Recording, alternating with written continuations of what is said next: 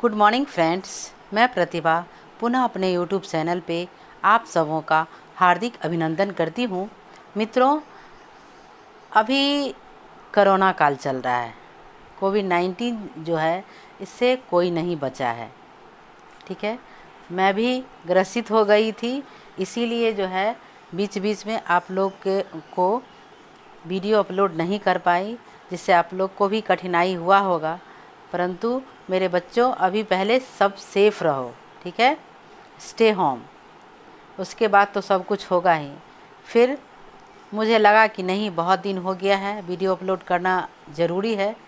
तो आज मैं आप लोग के समक्ष जो है एक नया टॉपिक, इससे पहले मैं नई शिक्षा नीति 1986 तथा भाषा का विकास पे जो है परिचर्चा की थी आप लोगों के समक्ष।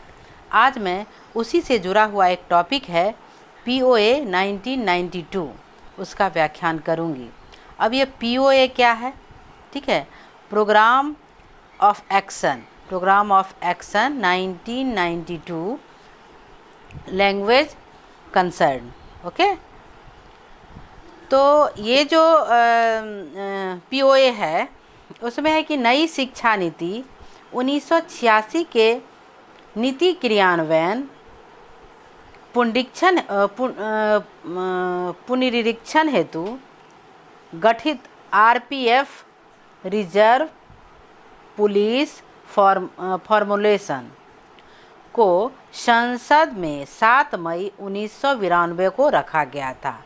यानी POA के अंतर्गत जो है नई शिक्षा नीति 1986 जो था, उसके नीति या क्रियान्वयन को पुनः निरीक्षण करने हेतु जो है संसद में 7 मई 1992 को रखा गया था, जिसे POA 92 के नाम से जाना गया, जिसे जो है हम लोग POA 1992 के नाम से जानते हैं। राष्ट्रीय स्तर पर नई शिक्षा नीति 1986 में किए गए प्रावधानों के अंतर्गत कई संशोधित विचार व क्रियान्वयन सूत्र को रखते हुए एक योजना बनाया गया था। अब देखिए क्या होता है कि राष्ट्रीय स्तर पर शिक्षा नीति 1986 के अंतर्गत जो प्रावधान था, ठीक है, उस पर संशोधित विचार करके या क्रियान्वयन सूत्र को रखते हुए, क्रियान्वयन करके उसके सूत्र को रखते हुए एक योजना बनाया गया था। इसमें विभिन्न मुद्दों के साथ साथ, इसमें अलग अलग मुद्दे थे, विभिन्न मुद्दों के साथ साथ जो है भाषा का भी एक मुद्दा शामिल किया गया था। यानी भाषा का भी एक मुद्दा उठाया गया था। भाषा संदर्भ की कुछ मुख्य बातें इस प्रकार है, इसको हम लोग जो है पॉइंट में देखेंगे। ठीक है, तो पहला जो पॉइंट है वह नीति है, पॉलिसी। तो पहला पॉइंट इस प्रकार है, यह 1986 की प्रस्तावित नीति को ही मानेगी। यह 1986 में जो संशोधित नीति तैयार की गई थी, वह उसी को मानेगी, जिसमें यह तय हुआ था कि देश भर में समान रूप से 1968 की अनुशंसा, देश भर में समान रूप से 1968 की अनुशंसा जो आज तक प्रासंगिक है, जिसे आज तक हम लोग मानते आ रहे हैं, को सक्रिय एवं उद्देश्य हेतु लागू किया जा सके। यानी 1968 में जो अनुशंसा प्रासंगिक किया गया था, उसी को सक्रिय एवं उद्देश्य हेतु जो है लागू किया जाए, इसमें कोई परिवर्तन नहीं किया जाए। क्योंकि 1968 में जो अनुशंसा प्रासंगिक हुई थी वह खरी उतरी है या सच्ची है, जिस प्रकार कहें आप, प्रासंगिक है, इसलिए जो है उसमें कोई परिवर्तन नहीं किया जाए। नेक्स्ट जो पॉइंट है मेरे बच्चों, शिक्षण माध्यम को लेकर भी, यानी हमारे देश का जो शिक्षण माध्यम है उसको लेकर प्राथमिक स्तर पर, माध्यमिक स्तर पर एवं उच्चतर माध्यमिक स्तर पर भाषा सूत्र को लागू करने की बात कही गई है। यानी शिक्षण माध्यम को लेकर, जो हमारा शिक्षण का माध्यम है उसको लेकर, प्राथमिक स्तर हो, माध्यमिक स्तर हो या उच्चतर माध्यमिक स्तर हो, सभी पर जो है यही सूत्र लागू करने की बात की गई थी। कौन सूत्र? त्रिभाषा सूत्र। त्रिभाषा सूत्र आप लोग जान रहे हैं त्रिभाषा सूत्र क्या है? त्रिभाषा सूत्र है 3 भाषाओं का संगम। पहला है हमारा जो राष्ट्रीय भाषा है, हाँ, या राजभाषा है यानी हिंदी, उसके बाद है एक प्रादेशिक भाषा और दूसरा है इंग्लिश। 3 भाषाओं का मेल ही त्रिभाषा सूत्र कहलाता है।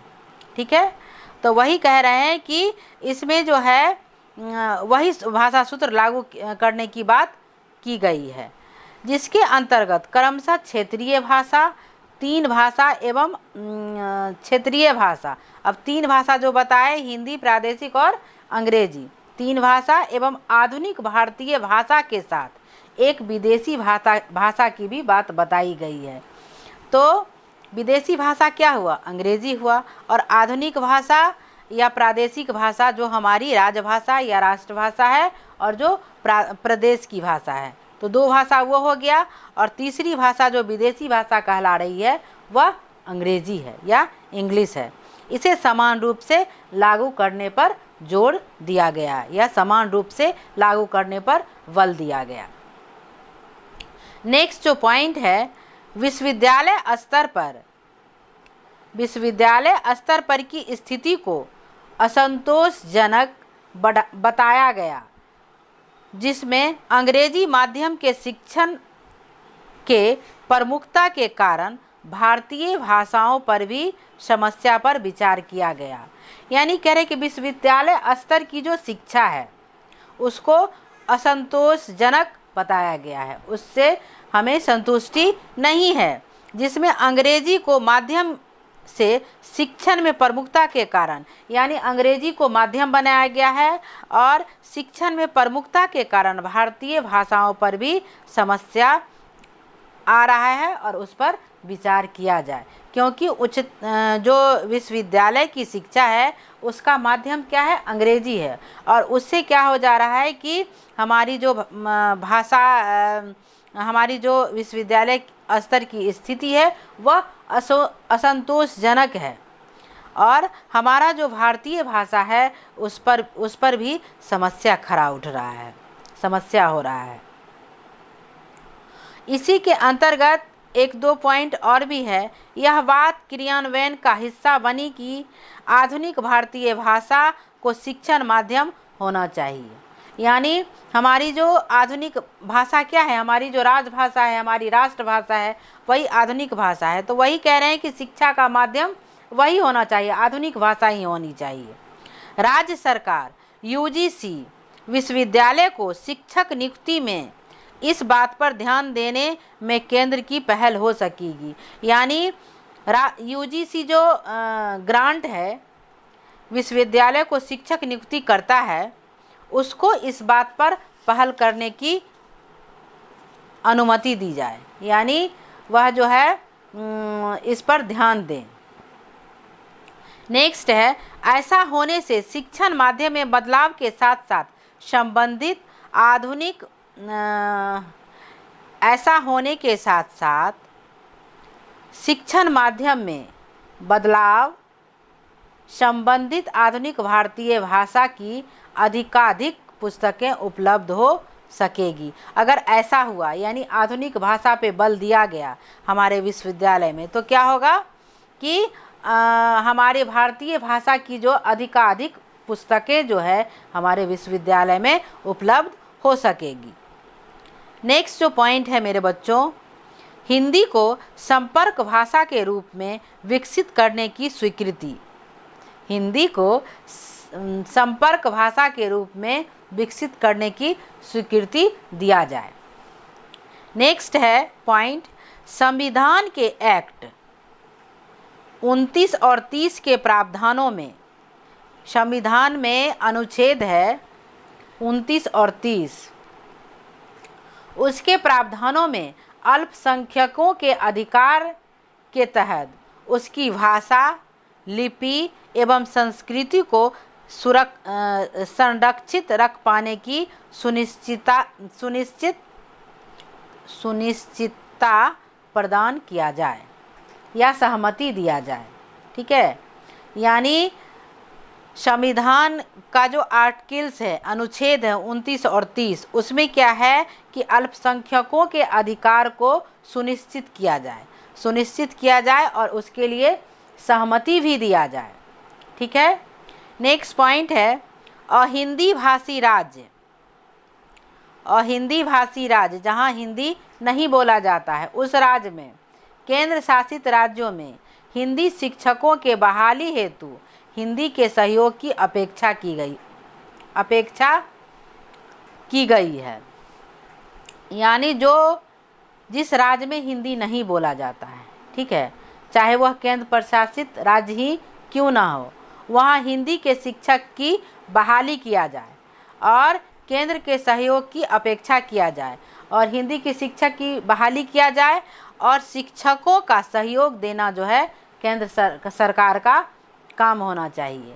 यानी उनसे यह अपेक्षा किया जाता है कि जिस राज्य में हिंदी नहीं बोली जाती है वहाँ हिंदी के शिक्षक का बहाली करे और वहाँ आने वाली जो कठिनाइयाँ हैं उनको वो दूर करे।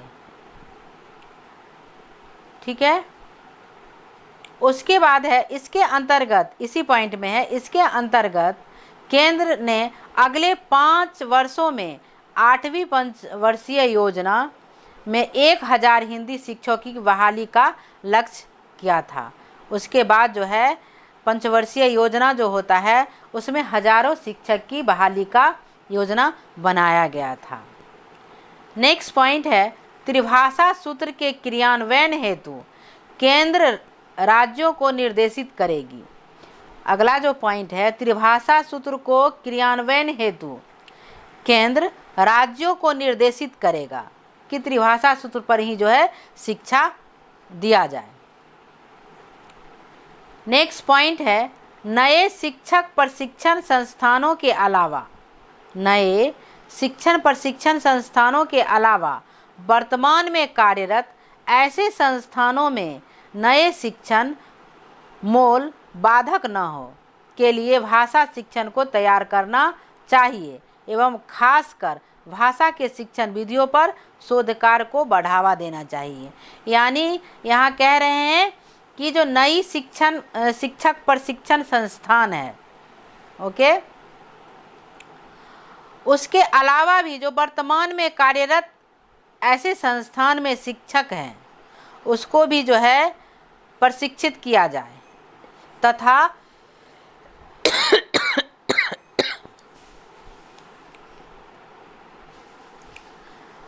उनके सामने जो है कोई बाधाएं ना आए। भाषा शिक्षक को तैयार करना चाहिए एवं खास कर भाषा के शिक्षण विधियों पर शोध कार्य को भी बढ़ावा देना चाहिए।